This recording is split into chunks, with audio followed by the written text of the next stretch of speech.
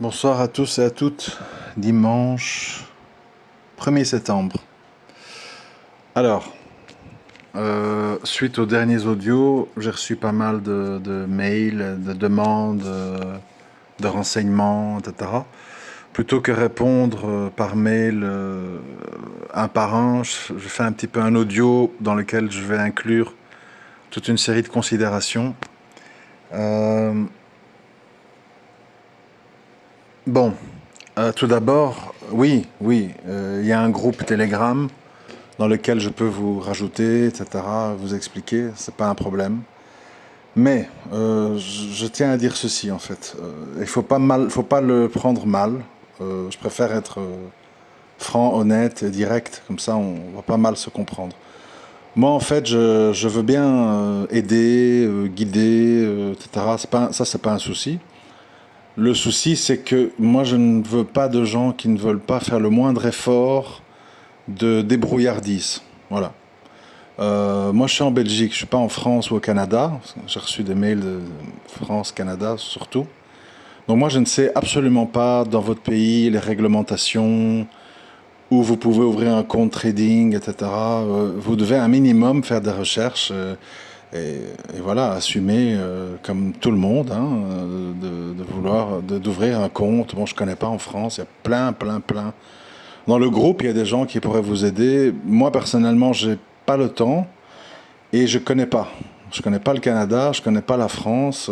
C'est des règles spécifiques.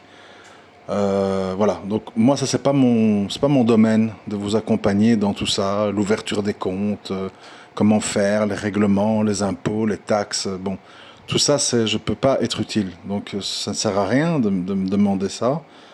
Moi, en fait, je demande aux gens qui veulent participer à tout ça d'être opérationnels. Ça veut dire, vous avez déjà ouvert un compte, vous avez mis de l'argent dessus et vous attendez des informations pour acheter et vendre. Tout le processus de trouver comment on ouvre un compte, les règles, ceci, je fais comment. Vous n'êtes pas des enfants, vous savez lire, vous savez faire des recherches. Voilà, je m'excuse, mais parce que je vois beaucoup de gens, en fait, ils m'écrivent comme s'ils tombent de la lune, connaissent absolument rien. Bon, c'est un peu paniquant, hein, parce que quand même, il faut un minimum savoir se débrouiller.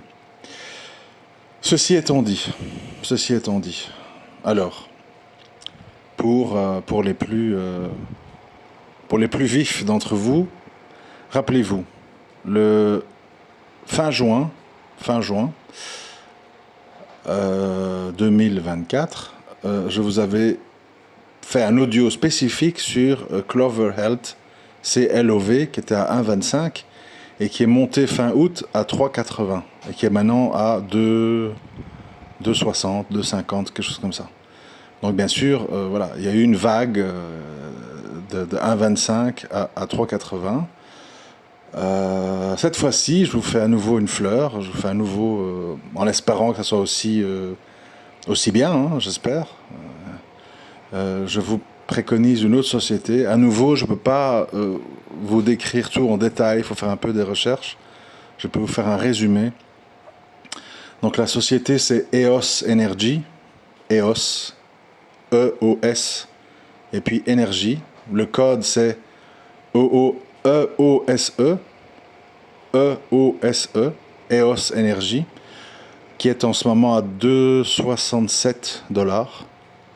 2,67 dollars, et qui, suivant mes recherches, qui ne valent que ce qu'elles valent, je ne suis pas un conseiller financier, je suis un observateur, quelqu'un qui analyse, qui lit beaucoup, et ça s'arrête là.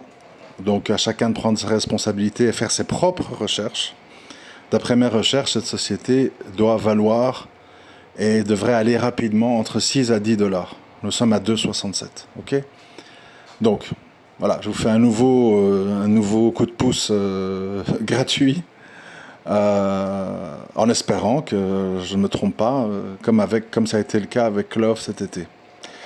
Alors, je voulais vous dire, voilà, parce que j'aimerais quand même expliquer en quoi c'est, contrairement à ce que beaucoup de gens disent, c'est pas du hasard, c'est de la technicité, et c'est de l'analyse, et c'est des graphiques. Et je le démontre avec le graphique que vous voyez dans cette vidéo. Ce graphique, c'est quoi? C'est le graphique graphique court terme, qui remonte à fin 2022. C'est le graphique de la reine de Wall Street en ce moment, qui sont les concepteurs de cartes graphiques NVIDIA. NVDA. NVIDIA. Beaucoup d'entre vous, je suppose, connaissent. Et je veux vous démontrer à quel point c'est technique et à quel point c'est prévisible. Parce qu'il y a beaucoup de gens, en fait, ils croient, oui, on tire aux fléchettes, un coup ça monte, un coup ça descend, etc., etc. Et je veux vous montrer aussi comment on va dire, la victoire qui suit celui qui a fait ses recherches et qui, même si ça descend, continue à acheter, envers et contre tout. Parce qu'il a fait ses recherches et il est convaincu. Je me rappelle très bien, en 2022, quand l'action était entre 35 et puis après en 2023, 15, je crois, dollars. J'avais lu, et j'étais pas le seul à le lire, tous les mineurs de crypto-monnaies, tous les data centers d'intelligence artificielle vont avoir besoin d'NVIDIA pour croître et avoir des serveurs performants, etc., etc. Et donc, c'est devenu une espèce de passage obligé. Hein. C'est un peu comme le vendeur de tamis pour les chercheurs d'or. Il a vendu à tous les chercheurs d'or, et certains d'entre eux trouvaient, d'autres pas. Mais lui, il a vendu des tamis à tout le monde. Donc NVIDIA, en fait, vend des cartes graphiques à tout le monde.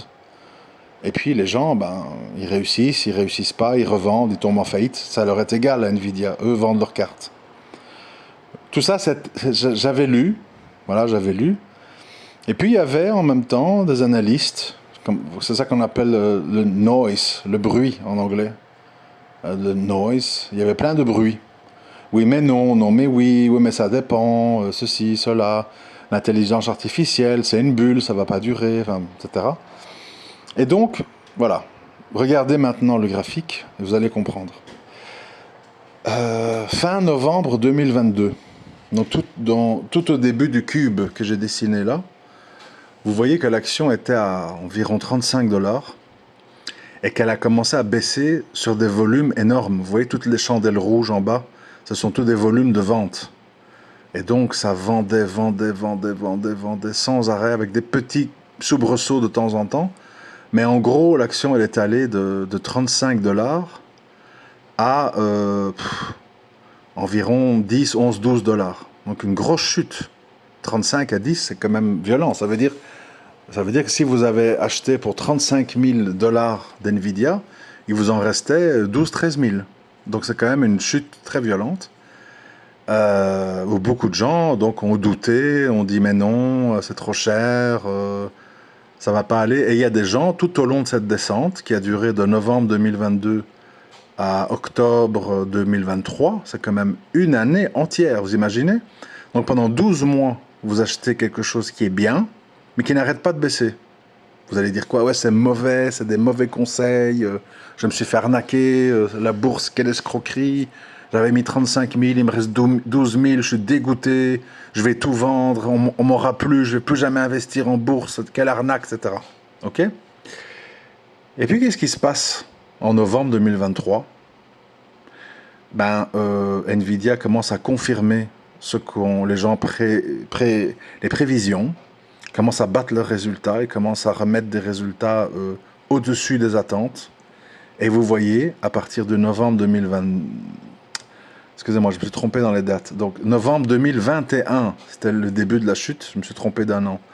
Novembre 2021, c'était 35 dollars et ça a commencé à baisser, jusqu'à octobre-novembre 2022. D'accord?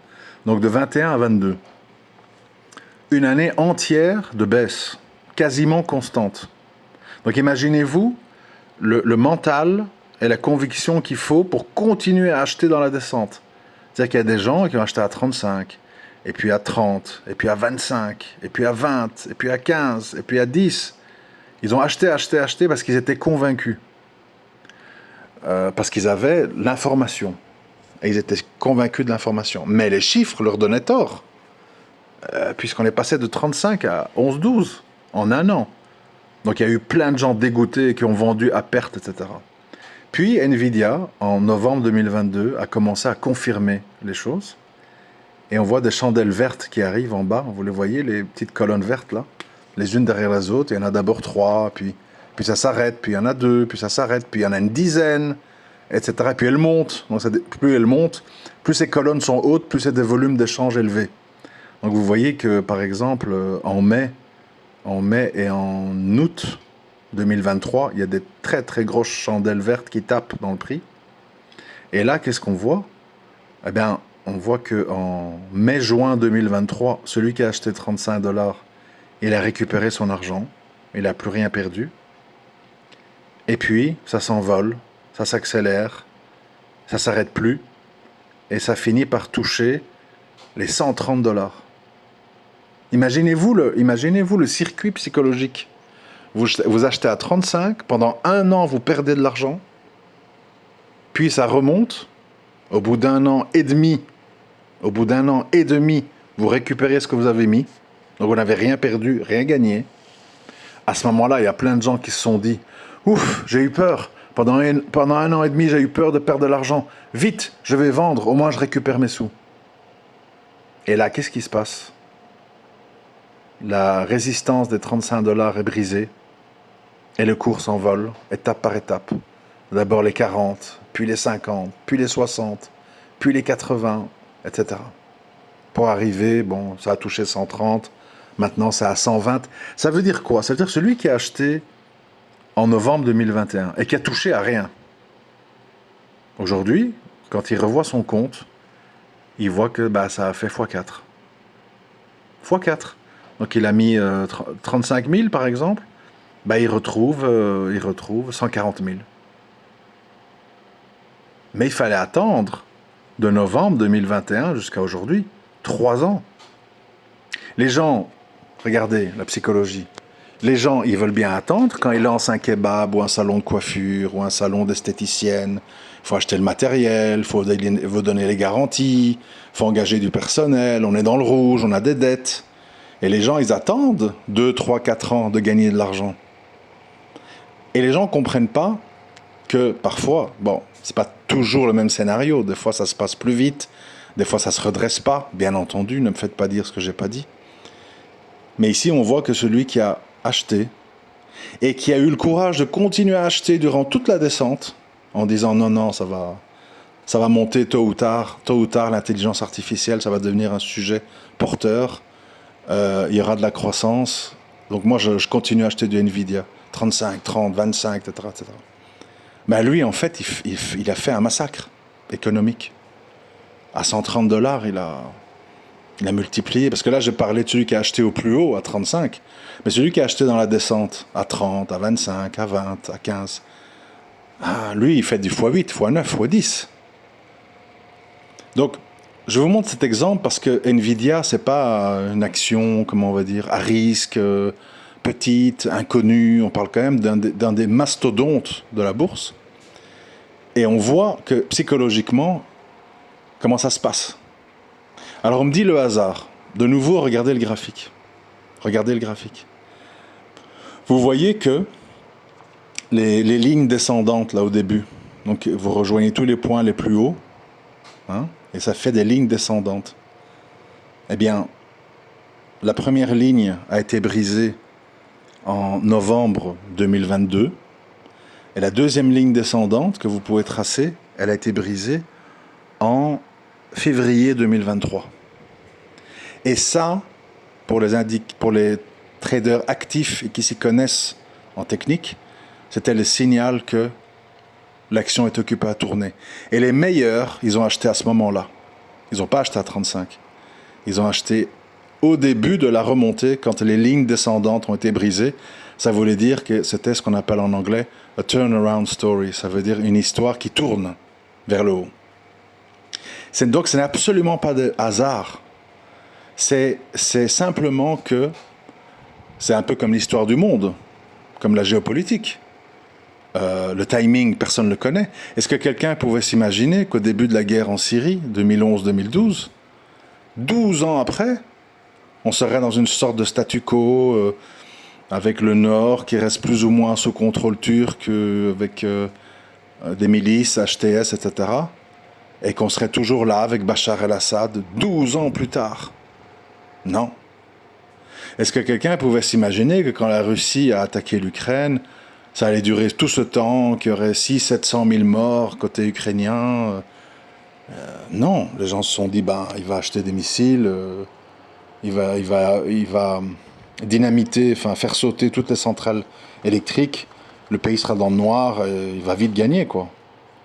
C'est-à-dire que ce qu'il faut comprendre dans cette histoire-là, c'est que quand on achète sur des convictions, des fondamentaux, on peut se tromper de moment, et si on reste convaincu, ben on achète tout le long de la descente, et un jour, ça remonte. Et si on est un technicien formé, c'est un grand mot, hein, qui sait lire un graphique, en fait, c'est pas très compliqué. Franchement, hein, je vous l'ai déjà dit, en un week-end, on sait lire les graphiques. Tous les aspects d'un graphique. C'est simple comme bonjour, en fait. Les gens rendent ça compliqué parce qu'ils veulent que vous passiez par eux. Mais c'est extrêmement simple, vous voyez. Quand on sait lire un graphique, ben on sait que vers février 2023, il fallait acheter. Et là, on ne devait pas attendre tout un cycle de descente parce qu'on brisait la descente. C'est exactement d'ailleurs ce que ce que je vous ai dit avec Love en juin, et c'est ce que je vous dis maintenant avec EOS Energy, E-O-S-E, je répète. Pour moi, nous sommes dans le moment où ça tourne. Donc, vous n'êtes même pas dans le moment de la descente, vous êtes dans le moment où ça prend un virage vers le haut. C'est le meilleur moment, en fait. C'est ce que tout le monde cherche, afin de ne pas avoir à subir des descentes de 6 mois, 12 mois, 18 mois parfois, et plus, avant que les choses se concrétisent. Le temps, c'est de l'argent. C'est du temps perdu, évidemment. Donc, quand on sait lire un graphique, quand on sait interpréter les volumes, vous voyez toutes ces chandelles rouges, là, en 2021-2022, c'était du rouge sans arrêt. Et tant qu'il y a du rouge, ça veut dire qu'il y a des gens qui liquident, qui vendent. Ça veut dire qu'on n'est pas dans un bon moment pour acheter. Il faut attendre, même si la société est exceptionnelle, ce qui était le cas d'NVIDIA. Personne n'est à l'abri d'un mauvais passage. Si vous regardez les graphiques boursiers de toutes les plus grosses sociétés, Apple, Netflix et autres, ils ont tous eu des moments de creux, des moments de doute, des mauvais trimestres où il y a eu une chute. Parfois des chutes très très violentes. Les gens, ils oublient. Ils oublient, parce que les gens ont la mémoire courte, mais Amazon, avant de devenir ce qu'ils sont devenus, ils ont eu 5-6 ans de pertes, où l'action faisait du stand-by et tournait en rond, avant de décoller. Donc, qu'est-ce qu'on comprend ici? Je m'excuse, de toute façon, ceux que ça n'intéresse pas, ils vont zapper, donc ne reste que ceux que ça intéresse. Qu'est-ce qu'on comprend ici? Et là, je vous demande d'être vraiment attentif, parce que c'est la clé de l'affaire. En général, dans la vie, parce que la bourse, c'est la vie, en fait. Vous voyez, les hauts, les bas, vous voyez, c'est la même chose, en fait, les biorhythmes de la vie. Qu'est-ce qu'il faut comprendre? C'est que dans la vie, comme dans la bourse, avoir raison trop tôt, c'est pas bien. Ça sert à rien. Moi, par exemple, avec l'or, j'ai eu raison trop tôt. Oui, j'ai parlé un peu trop à l'avance. C'était pas l'idéal. Pourquoi? Parce que j'en ai parlé en 2008-2009. Il y a eu le spike haussier en 2011. Et puis pendant longtemps, pendant je ne sais plus combien par cœur, mais pendant 7-8 ans, l'or a fait du rien, quoi, tourner en rond. Avant d'arriver dans le grand décollage qu'on a aujourd'hui, où on bat tous les records. C'est-à-dire, oui, de 2008 à 2024, c'est bien, parce que ça fait x3. Donc c'est bien. Mais il y avait moyen de faire mieux. C'était en achetant et en revendant dans les bons moments. Parce que, je répète, dans la bourse comme dans la vie, avoir raison trop tôt, c'est pas l'idéal. Ce qu'il faut, c'est d'avoir une vision à long terme. Oui, à cette époque-là, j'avais compris la question de l'or, et j'en avais parlé, c'est ce qui m'avait fait connaître. Au départ, je ne parlais pas vraiment de religion, etc., je parlais surtout d'économie. Mais c'est parce que j'ai vu 10 ans en avant. Et entre le moment où on parle et 10 ans, il se passe beaucoup de choses. Il y a des guerres, il y a des ceci, il y a des cela, il y a des trucs inattendus, bon. comme maintenant, on ne maîtrise pas tout. Qui va gagner les élections en Amérique? Trump, comment ça s'appelle là? J'ai oublié son nom, enfin bon, là, celle qui était derrière Biden, là, on ne sait pas. L'Ukraine, comment ça va se terminer? On ne sait pas. Israël, Gaza, qu'est-ce qui se passe? On ne sait pas. Un événement imprévu, une catastrophe climatique, on ne sait pas. Donc on ne contrôle pas tout, comprenez? Donc ça veut dire que avoir raison sur le long terme, c'est pas compliqué. Par exemple, moi je peux vous dire aujourd'hui, voilà, plus ou moins en étant sûr de moi, que l'argent métal, donc le métal, l'argent, le métal, a un bel avenir devant lui. Oui, clairement. Très, très, très, très, très sous-évalué. Surtout comparé à l'or, historiquement. Mais, de quelle façon ça va monter? Je ne sais pas. Ça peut encore stagner 1 an, et puis tout d'un coup ça explose. Ça peut exploser demain. Ça, je ne sais pas. Vous voyez? Donc il y a la vision à long terme, et puis il y a le court terme que personne ne maîtrise. Donc, faire attention, dans la vie en général, comme dans la bourse, de ne pas avoir raison trop tôt. Prenons l'exemple de Clove. Il ne faut pas se cacher. Le projet, je l'avais bien étudié en 2021. J'avais vu vers quoi ils allaient aller, mais c'était beaucoup trop tôt. Il ne fallait pas acheter 10, 9, 8, 7, 6 dollars. Parce que les choses n'étaient pas encore en place. Ils n'avaient pas encore placé à la tête du staff technique un ex-employé de Google. Ils n'avaient pas fait tel choix, ils n'avaient pas viré telle personne, ils n'avaient pas réorienté. Ils ont fait ça avec le temps. Donc, parler de Clove, comme je l'avais fait en 2021, c'était beaucoup trop tôt. Même si maintenant, on voit que c'est occupé à tourner et qu'on va aller vers ce qu'on avait vu. Mais 2021-2024, c'est 3 ans. 3 ans de souffrance pour beaucoup de gens qui ont acheté tout le temps dans la descente pendant 3 ans. Donc, ce que j'ai appris, moi, avec toutes ces années, c'est que il faut différencier les tendances à long terme et les mouvements à court terme. À long terme, tout le monde va vous dire l'uranium, les centrales nucléaires, c'est très porteur. On a besoin d'électricité, etc., etc. Oui, mais bon, entre-temps, qu'est-ce qui va se passer? Plein de choses. Exemple, aussi un autre exemple. Depuis, j'ai même travaillé dans le secteur en 2007. 2007, c'est loin, hein. Ça fait 17 ans. Il y a 17 ans, moi j'allais chez les gens pour prendre des mesures de leur toit et leur vendre des panneaux solaires, des installations solaires photovoltaïques. C'était mon boulot. Moi, je m'étais dit, dans pas longtemps, tout le monde va avoir des panneaux et tout le monde va produire son électricité. Ça me semblait évident. Comme ça, tu es indépendant des prix de l'énergie, tu peux recharger ta voiture électrique avec tes panneaux, enfin bref, que du positif. Entre-temps, il s'est passé plein de choses. Les Chinois ont vendu plein de panneaux, ils ont cassé les prix. Il y a plein de sociétés qui sont tombées en faillite. Il y a beaucoup de gens dans les pays du Nord, comme dans le nord de la France ou la Belgique, qui ont un toit qui est mal orienté, ou qui est parsemé de fenêtres et de Velux qui ne permet pas de mettre des panneaux. Si on est locataire, on ne met pas de panneaux, et ainsi de suite. Donc c'est pas aussi facile que ça. Et par exemple, maintenant, une nouvelle tendance, ça rejoint EOS Énergie, dont je vais parler brièvement.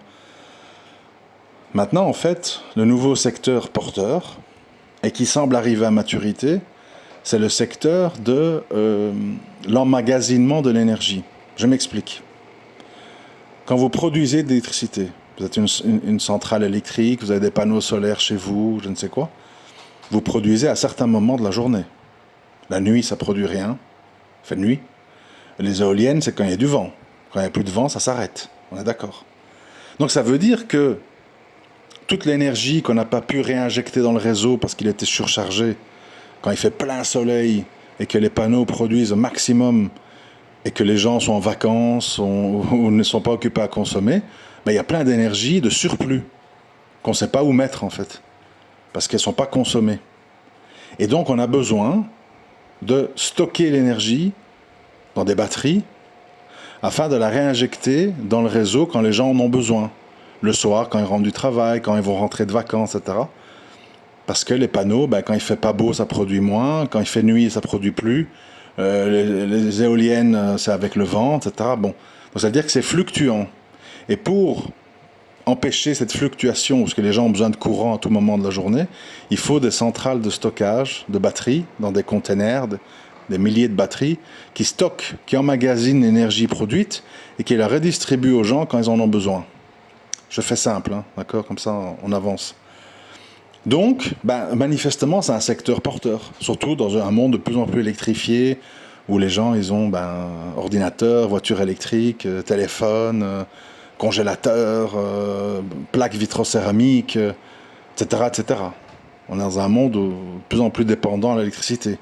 Production de Bitcoin, ça pompe beaucoup d'énergie, les mineurs de Bitcoin, etc. Bref.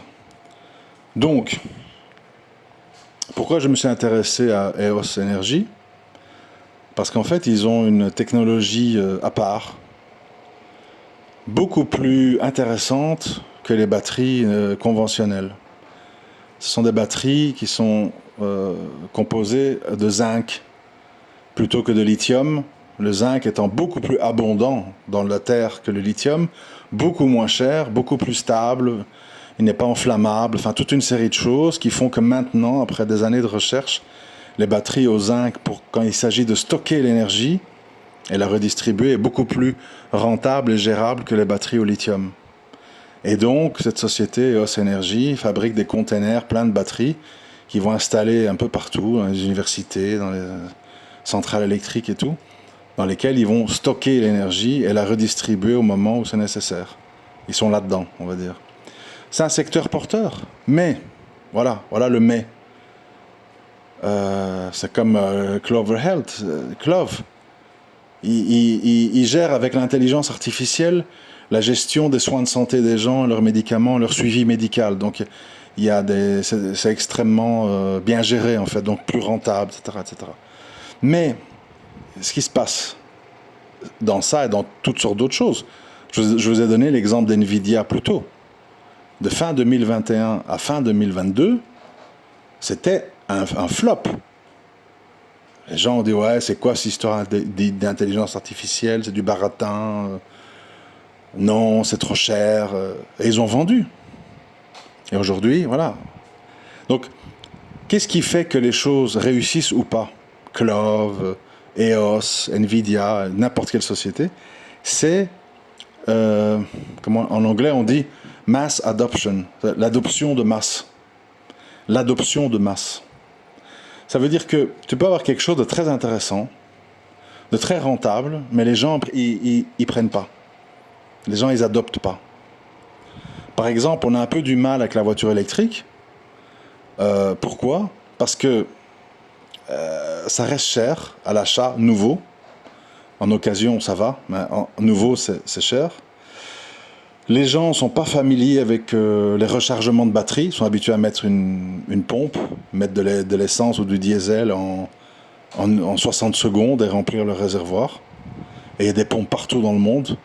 Donc les gens sont habitués. Les gens doivent se déshabituer. Ça veut dire quand ils rentrent du boulot, ils doivent brancher leur voiture sur une prise. Ça suppose qu'ils sont propriétaires et qu'ils ont une maison. Comme ça, ils ont accès à une prise. S'ils sont dans un immeuble, appartement, ils doivent recharger dans des bornes. Les bornes, il y en a de plus en plus, mais à l'époque, il n'y en avait pas beaucoup. Parfois, elles sont en panne, les gens ont peur, voilà. Et évidemment, la technologie actuelle fait que l'autonomie est limitée et la durée de rechargement est longue par rapport à du pétrole. En ce moment, pour vous donner une idée, l'autonomie suivant comment vous roulez, parce que l'électrique, c'est pas comme le pétrole, c'est très très très lié à la vitesse. C'est-à-dire que quand vous roulez en ville, que vous accélérez, freinez, vous consommez pas grand-chose. L'électrique est très, très adapté à ça, en fait. Maintenant, si vous faites que de l'autoroute à 130 km/h, ou pire, autobahn allemande du 200, ça consomme beaucoup d'électricité. Donc, pour les longues distances, pour les gens qui font beaucoup d'autoroutes, le diesel continue à être le plus intéressant pour plein de raisons. Maintenant, les gens qui roulent sur des petites routes de campagne, qui font des petits trajets, qui roulent en ville, qui vont déposer les enfants à l'école, qui vont au supermarché, qui de temps en temps font un long voyage, la voiture électrique est beaucoup mieux. C'est silencieux, c'est propre, ça n'émet aucun gaz, il n'y a pas de filtre, il n'y a pas d'huile, il n'y a pas de, il y a pas d'injecteur. Bref, c'est extrêmement simple comme fonctionnement. Batterie, boîte de vitesse, moteur électrique, point. Il n'y a rien d'autre. Rechargement, en général, une batterie, ça ne se recharge pas de 0 à 100. C'est pas ce qui est conseillé. Une batterie, ça se recharge de 20 à 80.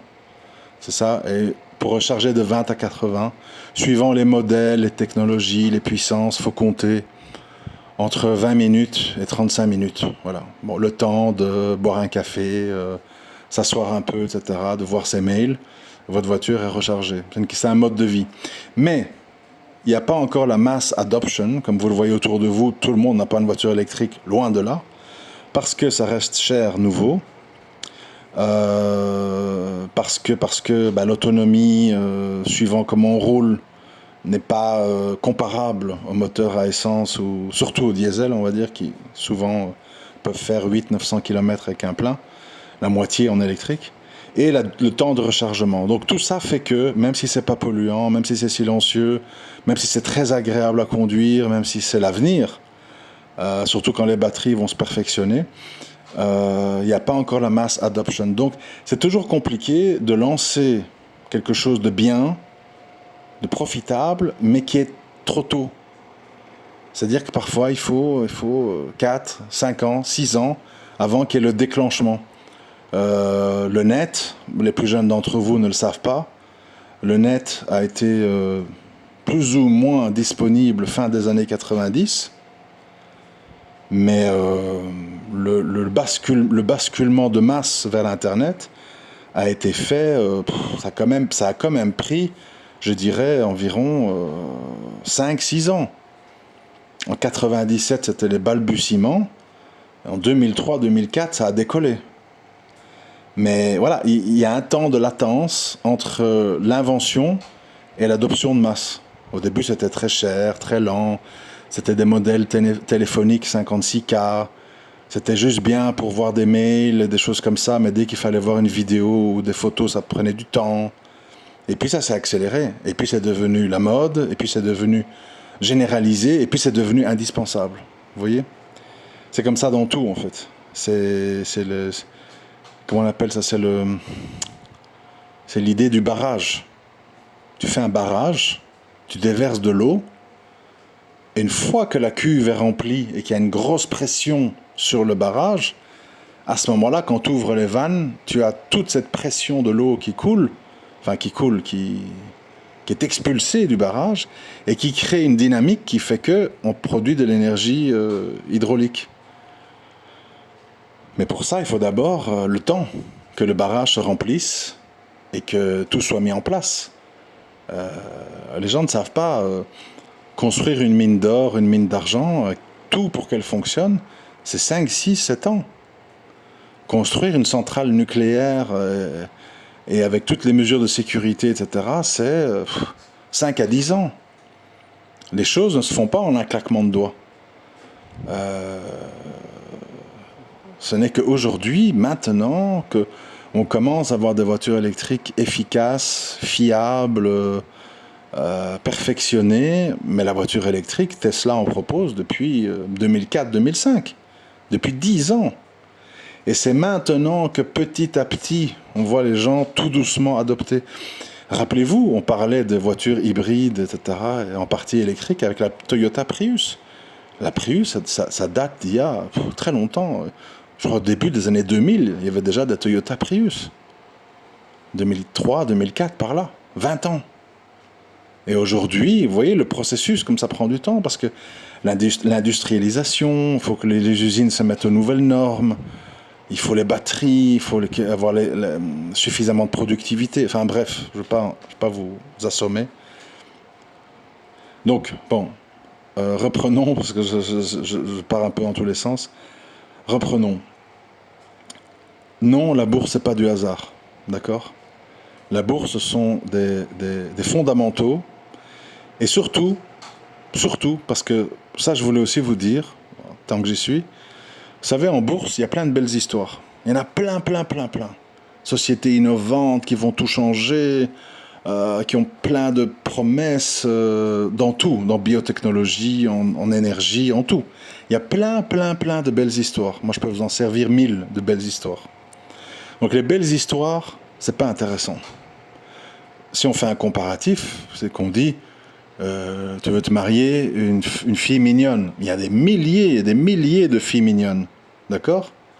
C'est pas un problème. Mais laquelle va être sérieuse? Laquelle va être pieuse? Laquelle va être agréable à vivre? Laquelle va être responsable?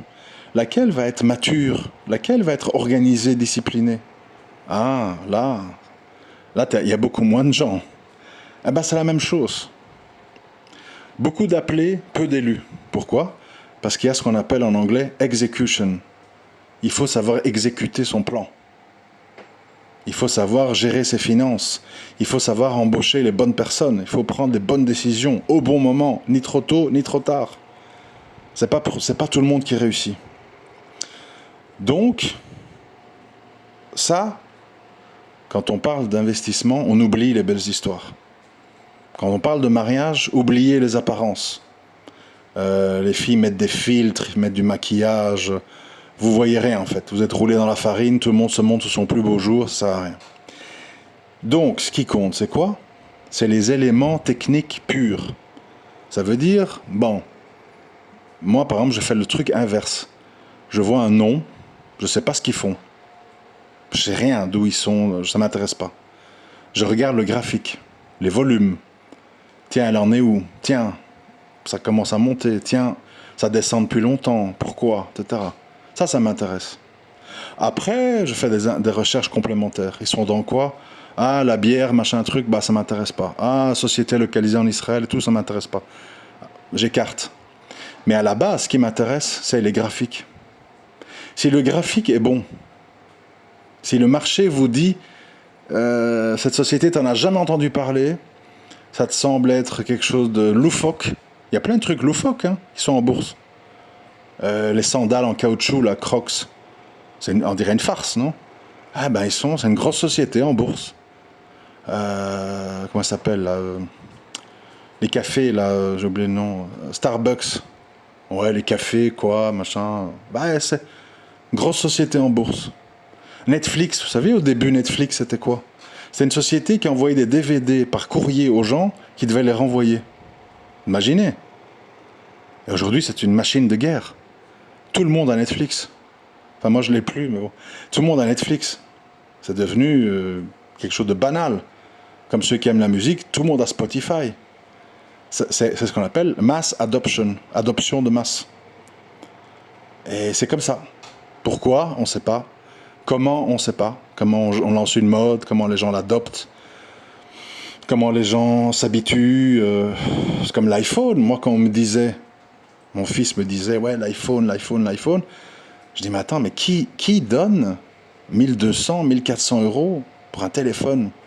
Il y a plein de super téléphones à 300 balles, 400 balles, qui sont vraiment top niveau, au niveau technique. Il me dit, non, mais c'est pas ça, tu comprends pas. Je dis, ben explique-moi. Il me dit, non, l'OS d'Apple, c'est très fluide, c'est connecté à tout le reste. Il y a des applications spécifiques qui sont développées rien que pour eux. Et en plus, il y a tout un marché de l'occasion, donc ce qui fait que ton premier achat, Apple, il coûte cher, mais après, tu revends tout très cher en occasion, donc au final, ça te revient moins cher. Et il m'a expliqué, et j'ai mieux compris, en fait. Je dis, ah ouais, effectivement, si tu as un iPhone que tu as acheté 1200, et que 3 ans après, on se l'arrache à 600, bonne chance pour vendre un Android que vous avez acheté 600-700, 3 ans plus tard, personne n'en veut en cadeau, gratuitement. Vous mettez une annonce, vous n'avez aucune réponse. Donc j'ai compris le phénomène. C'est une mode, c'est un logo, c'est une interface, c'est un marché de la revente, c'est tout un concept. Voilà. Et le monde, il est comme ça. C'est des choses qu'on ne comprend pas parfois, mais sont en fait très rentables, très sérieuses. Et à contrario, il y a des super projets, super innovants, qui sont vraiment importants pour la vie des gens et tout, et boum, ça prend pas, ils stagnent, ils perdent de l'argent, puis ils tombent en faillite. Voilà, bon, je me doute que ça a été hyper technique, etc. Résumons-nous. Moi, je ne suis pas du tout contre organiser des formations, intégrer dans des groupes et tout. Mais je vous demande quand même au préalable, parce que je ne peux pas vous aider, de faire des recherches sur comment on ouvre un compte trading. Je ne connais pas tous les noms. Il y a Boursorama. Enfin, vous tapez dans Google, hein, ouvrir un compte trading France. Bon, voilà, moi je peux pas. Et une fois que vous êtes prêt, contactez-moi. Ne me contactez pas au début parce que mon temps il est précieux. Je peux pas vous aider. C'est pas que je suis méprisant ou hautain. C'est juste que faut un peu y mettre du vôtre. Une fois que vous êtes opérationnel, vous me faites signe. Je vous intègre à un groupe. Je vous explique, on s'arrange, etc. Et c'est parti. Mais je peux pas vous prendre par la main du début à la fin. C'est pas possible. Et je vous rappelle aussi, pour ceux qui sont déjà opérationnels, je vous avais dit clove à 1,25 en juin, et maintenant je vous dis EOSE à 2,70 début septembre. On verra ce que ça donne dans 2-3 mois. Espérons que j'ai eu raison. EOS Energy, faites des recherches, batterie au zinc, stockage d'énergie, et on verra ce que ça donne, comme ça. C'est bien de visualiser avec des noms, comme ça on voit ce que ça donne. Si on parle juste de concepts abstraits, c'est pas toujours parlant. Je vous remercie de m'avoir écouté. N'hésitez pas, je vais vous mettre en dessous le maximum d'infos. Je vais vraiment me concentrer. Le mail, le Twitter, tout pour me contacter. Ça sert à rien aussi de me dire, bon, les vidéos, tout n'est pas en français. Ben oui, je peux pas tout faire en 2 langues. Je parle avec beaucoup de traders anglophones, la majeure partie. Donc il y a beaucoup de choses que je fais qui sont en anglais, de tweets, de vidéos. Je peux vous faire des résumés en français, il n'y a pas de problème. Mais s'il vous plaît, si vous êtes vraiment sérieux et que vous voulez vraiment être en bourse, donnez-vous un minimum de mal pour vous... Voilà. Et aussi, pour vraiment conclure, je ne souhaite pas participer au débat éternel des musulmans qui mettent tout dans le haram, en fait. Tout est haram. Moi, j'ai fait mes recherches. Et d'après mes recherches, avoir de l'argent en banque sur un livret A ou dans un matelas avec l'inflation est beaucoup plus source de problèmes et d'interdictions que d'avoir des parts de sociétés qui ne sont pas dans des activités illicites. Voilà. Maintenant, si quelqu'un pense que c'est illicite, ben, il ne participe pas. C'est aussi simple que ça. Il garde son argent dans un livret A. Il y a l'inflation, et puis voilà, et puis ils perdent de l'argent tous les ans. Et puis... Moi, je peux pas vous empêcher non plus de penser que l'euro, le dollar et les comptes livrets A, c'est pas du riba, hein. C'est du riba à plein nez. Donc maintenant, on en est à se battre dans un monde de riba pour essayer de faire des profits de la manière la plus licite possible. Mais ne rien faire et garder du papier toilette qu'on vous a dit que ça vaut 100, 200, 300 euros, et ça dévalue chaque année avec l'inflation, c'est certainement pas échappé au riba, hein. Mais ce sont des trucs personnels. Moi, je ne suis pas occupé à forcer personne. À chacun de voir, hein. Mais je répète, si vous êtes vraiment sérieux là-dedans et que vous avez compris le concept de tout ce que je viens de raconter, contactez-moi une fois que vous êtes opérationnel. Vous avez votre compte, vous avez mis l'argent dessus, vous n'avez plus qu'à avoir les infos pour acheter et revendre. Éventuellement, des gens du groupe peuvent vous aider. Mais pas du tout au début, en fait. Je reçois beaucoup de mails, comment on fait, j'y connais rien, comment on ouvre un compte trading. Ben écoutez, plein de gens le font, il n'y a pas de raison que vous ne puissiez pas faire les recherches et le trouver vous aussi. C'est pas possible, quoi. Vraiment, parce que ça veut dire que vous n'êtes pas curieux. Et si vous n'êtes pas curieux, ça va être compliqué d'être là-dedans. Parce que justement, il faut être très curieux. Il faut lire beaucoup, il faut beaucoup communiquer, il faut beaucoup échanger, il faut beaucoup s'informer, il faut beaucoup analyser. Donc je vous le répète, je vous l'ai toujours dit, si vous n'avez pas de temps à consacrer, que vous êtes surbooké, parce que vous êtes chauffeur à la RATP, vous rentrez le soir cassé en morceaux, vous regroupez toutes vos prières, et vous arrivez quand la bourse va bientôt fermer, vous n'étiez pas là toute la journée et tout, s'il vous plaît, ne mettez pas un centime là-dedans, c'est quasiment assuré que vous allez vous casser la gueule. Sauf si vous accumulez, Vous avez de l'argent alors. Hein. Vous accumulez, vous accumulez, vous accumulez. Et même si ça baisse, c'est pas grave, vous continuez à accumuler. Vous dites, tôt ou tard, ça va monter, je suis convaincu. Bon, ça, c'est encore autre chose. Mais si vous voulez être un trader actif, qui saute et qui sort des choses quand il faut être un minimum disponible. Et il faut être minimum impliqué. Dans les groupes Telegram, il faut lire. Moi, c'est pas la première fois, hein, je vous l'ai déjà dit. J'ai eu plusieurs fois des groupes Telegram. Au début, il y a 30 personnes. Puis dans les 30, il y en a 5 qui participent. Et puis au final, on est 3. Les autres ont disparu. Des fois, ils ont payé. Hein. Ils ont payé des abonnements annuels, 1 an à l'avance. Et puis, ils sont pas là. Et je sais pas ce qu'ils font. Je sais pas pourquoi ils se sont inscrits. Et moi, c'est pas une question d'argent. C'est une question que j'aime pas perdre mon temps. Ça me fait mal au cœur. Les gens, ils payent et puis ils participent pas, ils font rien. 1 an après, ils me contactent. Oui, je voudrais éventuellement ouvrir un compte trading. Comment on fait? Écoute, je suis pas au Canada, je suis pas en Espagne, je suis pas en France. Fais tes recherches. Je peux pas t'aider. Faut être sérieux. L'argent, c'est une affaire sérieuse. C'est pas une affaire comme ça à prendre à la légère. D'ailleurs, vous êtes sérieux quand vous reprenez un commerce, non? Quand vous reprenez un fonds de commerce pour ouvrir un salon de coiffure, un kebab, vous étudiez les comptes, l'emplacement, et ceci, et vous faites des collectes, et vous rachetez, vous travaillez dur toute la journée dedans pour que ça marche. Ben, c'est la même chose ici. Hein. Si tu travailles pas dur, si tu fais pas tes recherches, si tu t'impliques pas, il faut surtout pas toucher à tout ça, je le redis encore une fois. Parce que même quand on s'y connaît, et même quand on investit du temps, et même quand on est présent et dédié, c'est déjà difficile. Imaginez-vous quand on fait tout l'inverse. Ça devient impossible, voire dangereux. Je préfère être franc. Donc voilà, je vous mets en commentaire toutes les infos utiles. Désolé pour ceux que ça n'intéresse pas, mais bon, c'est un peu la période. Alors c'est la rentrée, donc on fait un peu le bilan au niveau économique et j'explique un peu. Et n'hésitez pas à m'écrire si vous avez des questions complémentaires, mais pas des questions auxquelles je ne peux pas répondre. Ouvrir un compte trading en France, les lois, les impôts, les taxes, je ne sais pas. C'est pas mon domaine. Moi, je suis dans l'analyse technique et dans l'analyse des sociétés, c'est tout. Le reste, je peux pas vous aider. Voilà, je vous remercie de m'avoir écouté. À très bientôt.